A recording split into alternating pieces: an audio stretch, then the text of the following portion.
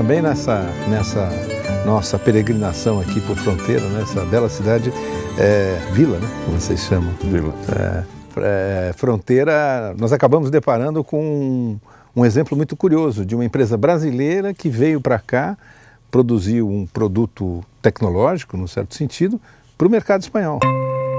Situada a aproximadamente 400 quilómetros de Madrid e das cidades de Faro e Porto, no norte do país, a pequena Fronteira é a localização perfeita para quem se lança na conquista de novos mercados, como Gerson da Silveira, fabricante de piscinas, que há pouco mais de um ano abriu uma filial da sua empresa em Portugal. Aqui para nós, central, né, para a distribuição das piscinas, está 50% Portugal e 50% Espanha. Mas a ideia e já começamos também a vender para a França. A ideia é ir Essa semana saiu a primeira carga para a França. Né? E a ideia é ir para a Europa toda? A nossa ideia é ir avançando, até chegar à Grécia, né? A parte mais quente da Europa. Né? Gerson chegou a Portugal com o objetivo de expandir a sua atividade. Ao que tudo indica, a aposta está a ganha, tanto para Gerson como para os moradores de Fronteira. A gente aqui tem 18 portugueses trabalhando com nós, uma região que tem carência de indústrias, né? Estão sendo pioneiros, chegaram primeiro que a Embraer só ainda está criando. Né? Não é bem uma caravela, mas também flutua. A comparação é muito longe, né? Mas vocês vieram, mas gostamos de estar perto dos grandes, dos vencedores, né? O cultivo do algodão no Brasil é um dos maiores no mundo. O que poucos sabem é que foi um português, António Pereira Inácio, quem começou essa história. Nascido em Baltar, distrito do Porto, ele chegou a Sorocaba, interior de São Paulo, em fins do século XIX. Ainda jovem, rumou para os Estados Unidos, onde aprendeu os segredos da fabricação do óleo de algodão. De volta ao Brasil, em parceria com lavradores da região, António criou uma cadeia que se encarregava de plantar, colher, descaroçar, fiar e tecer a fibra. Em 1918 surge a Sociedade Anónima Votorantim, mas é em 1925, quando a sua filha se casa com José Hermírio de Moraes, que o negócio ganha o mundo. Ao lado do sogro, José Hermírio transforma a antiga tecelagem num conglomerado de empresas que fazem da Votorantim hoje um dos maiores grupos brasileiros com atuação no exterior. Eu fiquei muito impressionado quando passei ali à noite e vi esta cena de fado aqui no Alentejo. Não é muito comum, e estava bonito, não é? Naquele cenário com a igreja do século XVI imponente por trás e as pessoas todas em silêncio a ouvir. Mas Portugal não é só fado, na realidade. Há outros exercícios, não é? Aqui, sobretudo em Lisboa. E há até quem tenha apostado no jazz para fazer a diferença a partir do ano 2000. Jazz, um estilo musical que surgiu em Nova Orleans, nos Estados Unidos, misturando influências negras e europeias.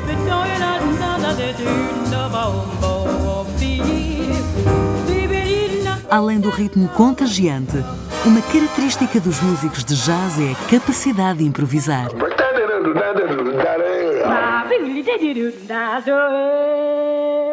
Improviso e criatividade são também as marcas da Trem Azul. Criada em 2001 como uma distribuidora de discos de jazz, a Trem Azul hoje promove concertos, edita discos e é a única loja de Portugal dedicada exclusivamente ao género. Uma experiência bem-sucedida que surgiu do espírito empreendedor de um grupo de amigos apaixonados pela música. Quando alguém decide que vai largar o seu trabalho, porque todos nós tínhamos empregos, não é? Tínhamos patrões, e decide fazer uma empresa dedicada ao jazz, e como já referi, ao jazz nas suas vertentes mais criativas, não sei se é bem empreendedorismo, se é um ato de fé. No final de 2001, o mesmo grupo criou a Clean Feed, selo musical que já conquistou diversos prémios, entre eles o de editora do ano pelo site norte-americano All About Jazz. Além de manter no catálogo artistas do jazz mundial e português, a Clean Feed faz questão de apostar no lançamento de novos talentos, como o saxofonista norte-americano Darius Jones, o grupo norueguês The Core, o versátil japonês Nobuyasu Furuya e o pianista e compositor português Júlio Rezende. Temos mais orgulho, se calhar, em projetos que ninguém conhece e que acabam por se consolidar mais tarde do que em agarrar num músico consagrado que comercialmente será mais rentável. Tínhamos que obrigatoriamente pensar na editora como uma editora que teria de vender tanto aqui em Lisboa, como em São Paulo, como em Nova Iorque, como em Tóquio. Se o jazz tradicional é tipicamente norte-americano, o jazz criativo e o jazz contemporâneo é um international affair. Seu Jorge, tudo bem? Tudo bem, bom dia. Há quanto tempo Vila Galé está no Brasil?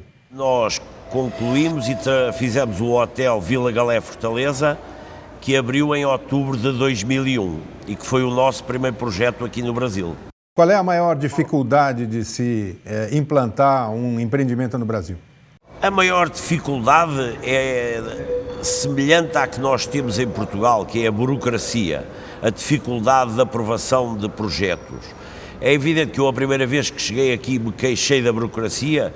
O então governador aqui do estado do Ceará, que era o Tasso Gereissati, se virou para mim e disse: foram vocês que trouxeram isso para cá.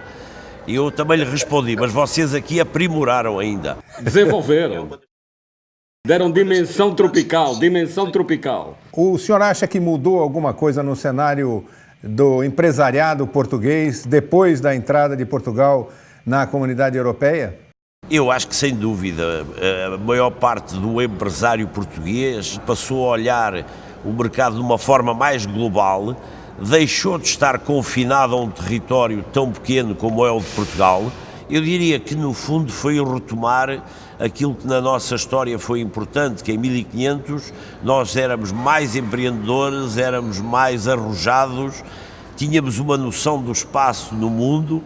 De algum modo contribuímos para essa descoberta. No Brasil não se dão muito conta de que Portugal mudou e mudou muito de há 20 anos para cá. É um facto. Tenho gente com quem vou falando aqui regularmente que antes tinham o hábito de ir à Europa e depois, por graça, por piada, até contavam que até paravam também em Portugal. Hoje eu penso que isto está a inverter. Muitos empresários brasileiros, nas suas curtas passagens por Portugal, apercebem-se de uma diferença que é uma surpresa total para eles. O senhor mencionou o espírito empreendedor que marcou a história de Portugal. O senhor crê que o brasileiro de hoje tem esse espírito que permitirá, digamos, crescer rapidamente, se desenvolver o profissional? Nós, em algumas áreas de desenvolvimento industrial, temos muito a aprender no Brasil. E eu penso que aqui no Brasil podemos dar um contributo positivo para o desenvolvimento do turismo. Não se entende que o Brasil só tenha 5 milhões quando o México tem 20 milhões de turistas, quando a Espanha recebe 50 milhões de turistas num território que é inferior ao da Bahia.